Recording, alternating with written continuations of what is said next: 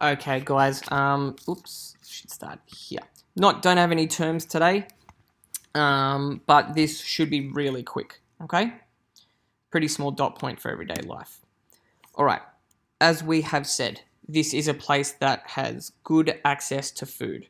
So realistically, they're abundant. They have an abundance of food. You're getting 3 meals a day and a good variety available. They've got grapes, olives, bread, other fruits and veggies, fish. They've really got a good supply.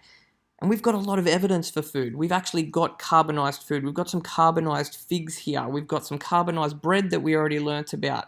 We've got some chicken bones and fish bones and stuff like that, okay? We've got a lot of frescoes that show us fruit bowls, okay? We've got graffiti in places about the food they have available and the price. We've got kitchen utensils. We've got actual fast food shops with our thermopolia, okay? And even some kitchens in wealthy houses as well. So they've really got a good supply of food available. Okay, we have in the houses, we've got some designated dining rooms, the triclinium.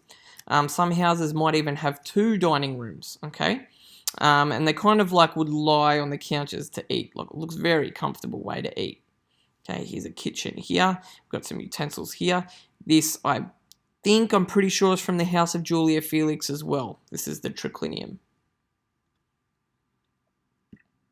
All right, our clothing. We have very few sources of clothing evidence because it would have essentially evaporated with the flesh.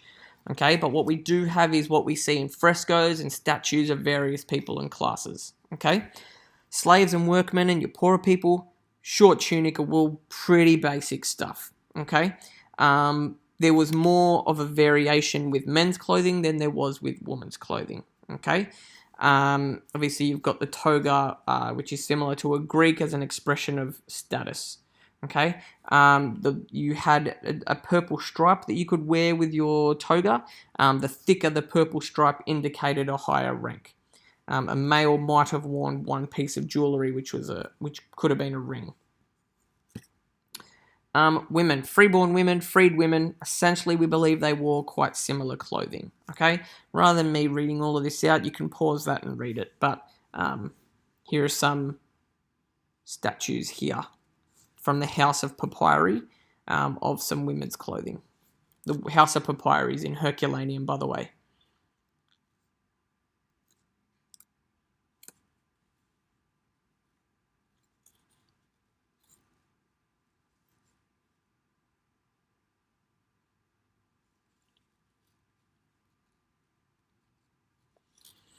Now, the way women expressed their variation of fashion is through their hairstyles and their jewellery.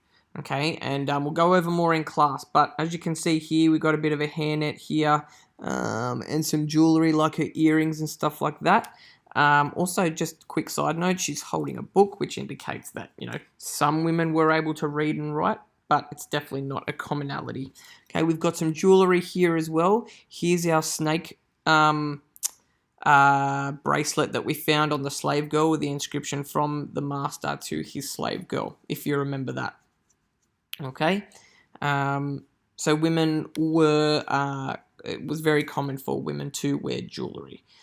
Guys, that's it. As I said, it's a nice quick one. We're not going to spend too much time on that in class either. Okay?